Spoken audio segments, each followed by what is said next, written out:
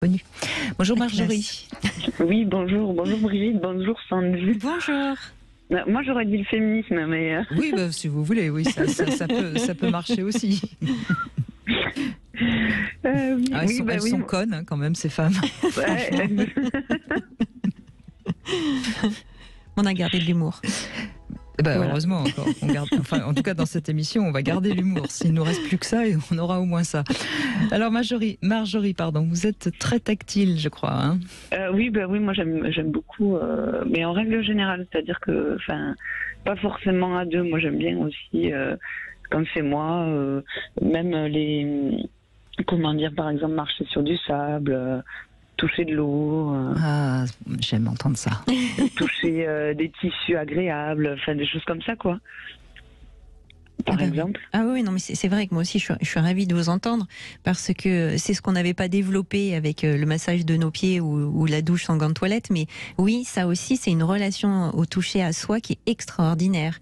Sur les belles étoiles, c'est extraordinaire. Mais il y a une chose aussi que je trouve formidable, Marjorie, c'est les premiers rayons de soleil, quand on peut se mettre allongé et avoir ces rayons de soleil qui nous touchent la peau à nu. Je trouve que c'est un moment d'extase, non ? Oui, ou le vent, la petite brise là, hyper agréable. Ça aussi, c'est. Et je pense que les gens déjà devraient commencer par ça. Quand on a des problèmes avec le toucher les autres, à mon avis, si on commence par apprécier le toucher de tissus ou d'éléments ou quoi, déjà ça peut nous ouvrir à ce que les autres nous touchent. Oui, mais je suis tout de même toujours un peu surprise de voir qu'il y a des personnes qui sont capables de porter des vêtements un peu rugueux, des vêtements. Donc je crois qu'on n'a pas tous la même sensibilité justement au toucher. Moi, je ne sais même pas comment on fait pour porter un vêtement qui n'est pas doux. Hein, qui gratte. Oui. Non, mais vous êtes d'accord Complètement. Mais je crois que ça se développe quand même aussi. Et c'est pour ça que c'est bien, Marjorie, que vous puissiez témoigner de ça aussi. C'est que c'est une conscience déjà de profiter. Et puis, au fur et à mesure des expériences comme ça, on devient de plus en plus sensible. C'est comme éduquer son palais à la bonne cuisine. On peut éduquer aussi sa peau aux bonnes sensations et après, elle est multipliée. Mais j'aime beaucoup, hein, le pied sur le sable. Vraiment, c'est délicieux ce que vous partagez. Oui, et puis je pense que ça peut parler à tout le monde parce que c'est vraiment quelque chose, je pense que peut-être c'est une des premières choses faciles parce que, à mon avis, c'est vraiment quelque chose, parce que le sable c'est quand même quelque chose de très doux, sauf quand il est brûlant évidemment. Oui, bien sûr. Forcément, mais je pense que tout le monde peut apprécier de poser son pied sur le sable ou dans l'herbe fraîche. Et en plus, le pied c'est quand même une zone du corps qui est très très sensible. Donc très érogène d'ailleurs. Oui, et beaucoup plus sensible, je sais pas, par exemple, que si on touche avec le bras, quoi. À mon avis, avec le pied, c'est vraiment quelque chose de... Il y a que Sandy Boulanger qui marche à genoux sur le sable. Mais pas que. Mais vous savez que même pour les hommes, parce que c'est vrai qu'on entend on entend souvent les hommes parler des pieds de femmes, mais c'est vrai que les hommes aussi peuvent développer cette partie-là de leur zone érogène parce que c'est tout à fait sensible. On n'a pas de différence à part les zones érogènes primaires, donc sexuelles, sur les. Mais c'est les mêmes aussi. Ce sont les mêmes. Et c'est une histoire, vous voyez encore avec sa tête. Sauf que c'est pas formé pareil, mais je veux dire, le clitoris, ça correspond au gland, et le vagin correspond à la base du pénis. Hein.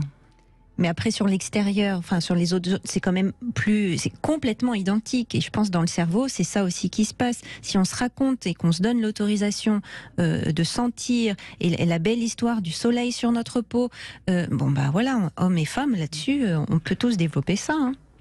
Pourquoi les hommes ne sont pas moins habitués au toucher? Je sais pas, je me pose la question. Alors, je ne sais pas, ce serait aux hommes peut-être de répondre. Peut-être aussi que on est, nous, en tant que femmes, un peu encore éduqués dans l'idée de materner.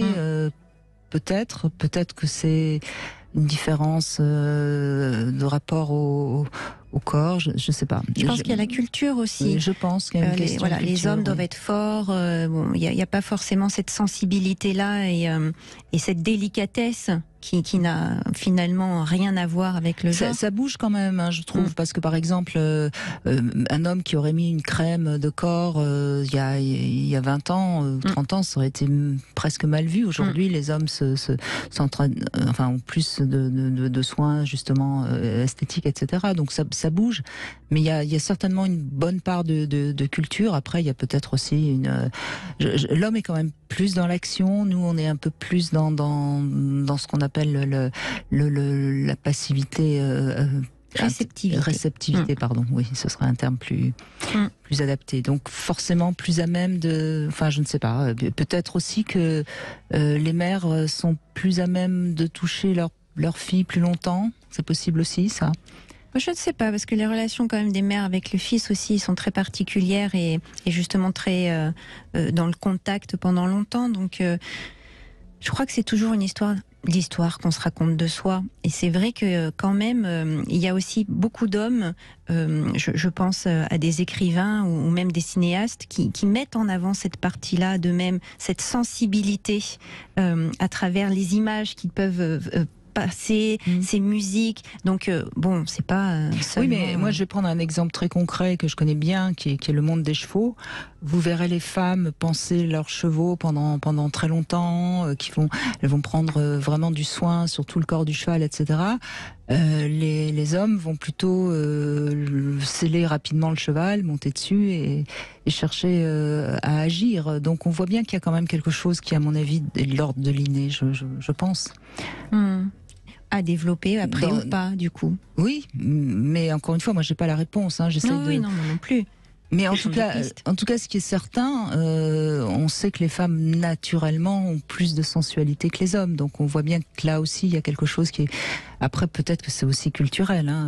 Par exemple, Marjorie, je pense que vous êtes une grande sensuelle, vu la manière dont vous parlez de vos pieds sur le sable, etc. Vous aimez la sensualité avant la sexualité.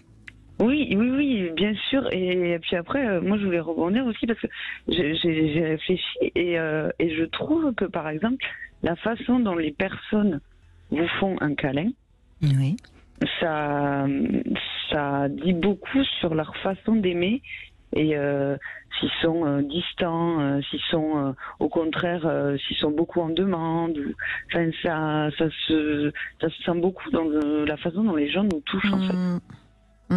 Alors, moi qui suis un peu joueuse, toujours par rapport au corps, tout ça à travers la somatothérapie, j'ai un petit signe assez rigolo d'un câlin qui est vraiment sincère, puissant et authentique, c'est que lorsque la personne s'autorise à respirer. Sinon, quand c'est de l'apnée, vous voyez, ça vous parle, en apnée. Donc, du coup, ça finit par être un peu rigide. Et puis, bon, on va se lâcher du coup parce que j'ai peur. Tant bien dans les pommes.